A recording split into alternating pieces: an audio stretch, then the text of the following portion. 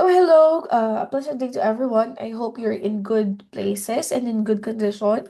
So for today, we're going to talk about the significance of the study. So this will just be very quick and I believe still very significant to our research. So last time we talked about writing scope and delimitation.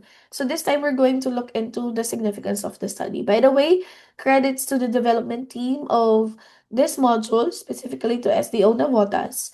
Very helpful na module. So let's proceed. I do not claim ownership of the material. Okay?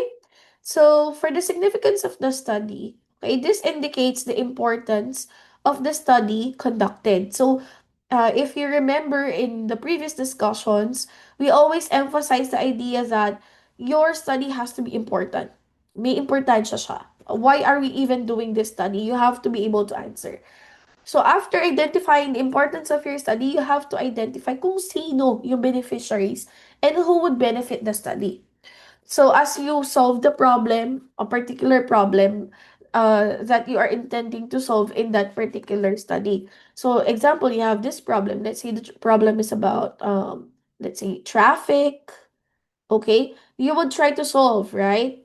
As you solve that, uh who would benefit? Who would experience the relief from the solutions that you will be putting forward through your paper?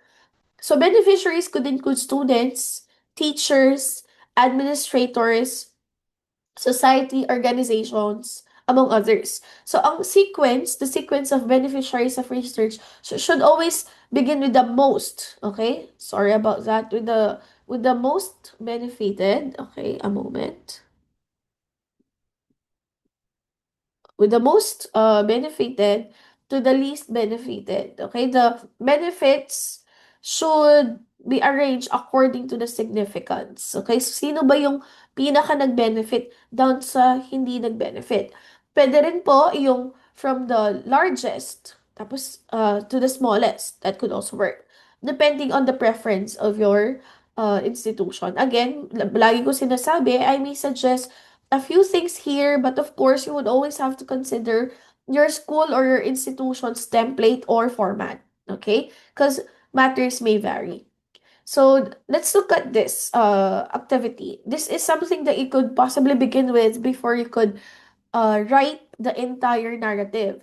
So, una, you list the beneficiaries. For example, on my end, I did my research, and I think the beneficiaries would be the Department of Education, pwede.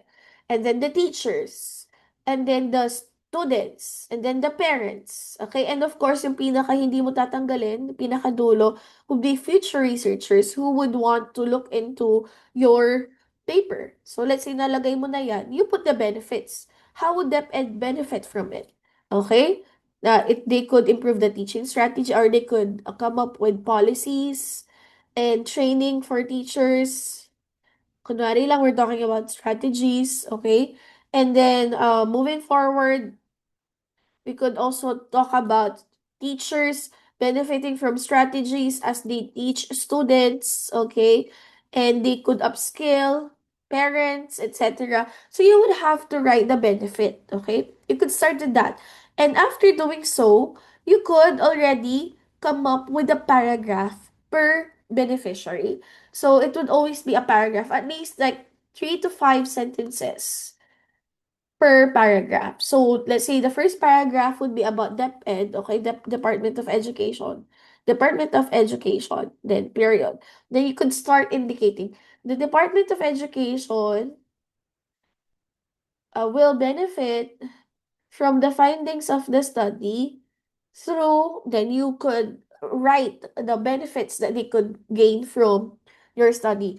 Other institutions would allow or would even encourage in-text citation for significance of the study. But for my students, we're okay with plain narrative, plain statements based on what they think would benefit these beneficiaries. So after a paragraph, you move to the next one. You have the teachers. Then after that, you move to the students. So in totality, you will have 1, 2, 3, 4, 5 paragraphs. So after that, you're already done.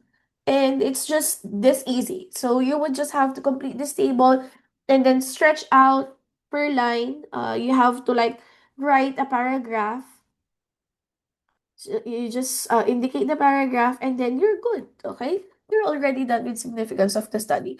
So at the end of this, the question here is, do you understand how your research would benefit other people? How your study would benefit the expected beneficiaries? And if you do so, this is very easy to accomplish, okay? So if you have questions, feel free to ask, and I'll see you by the next video. Okay, don't forget to like and subscribe. I'll see you, and be always safe. Happy writing. Bye.